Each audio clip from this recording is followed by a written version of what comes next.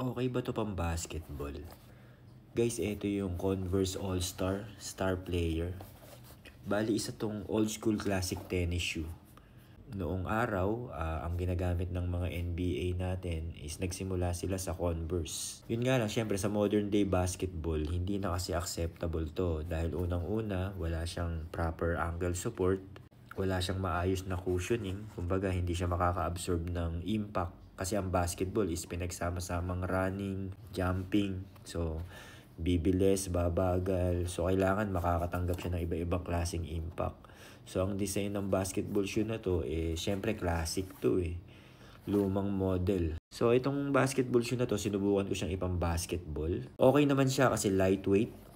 Yung material niya magaan. Yun nga lang, wala siyang modern support. Kumbaga kasi siyempre yung mga basketball shoe ngayon, yung design niya is para mag-absorb ng iba-ibang klaseng impact sa laro natin sa basketball. Pero kumbaga kung light shoot around lang naman ang gagawin mo, drills ka lang for running, workout, sabihin natin na hindi intense basketball, masasabi kong okay pa rin naman to. Pero syempre dapat alalay ka, dapat maingat ka.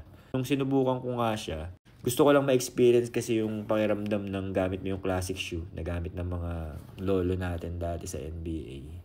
Gusto ko lang maraman kung anong pakiramdam. So, pakiramdaman mo talaga na pwede kang matapilok anytime kapag ka nagkamali ka ng bagsak. Iba yung impact, yung pagtalon mo, matigas Matigas syempre to yung cushion nito, hindi ganun kalambot Ang mga basketball shoe kasi iba yung mga swelas nun, di ba malalambot.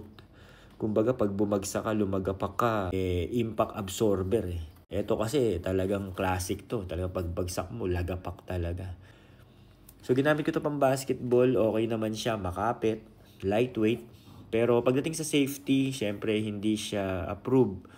Pero kung pang shoot around mo nga lang, pang drill mo lang, wala namang problema. Pwede mo pa rin naman ipanlaro to. Ang ganda niya, old school, classic. Gamit ko lang to sa basketball dahil napudpud na yung basketball shoe ko. Bali, eto nga pala yung basketball shoe ko. Kita niyo, pudpud no.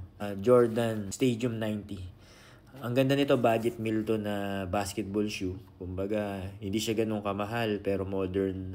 Ang sarap ng cushioning nito. Kung ma-absorb to ng impact, hindi siya ganun kabigat. Lightweight siya, makapit, magaan, masarap sa paa, hindi siya ganun kamahal. Ito for 2 years, kita nyo naman sulit na sulit. No?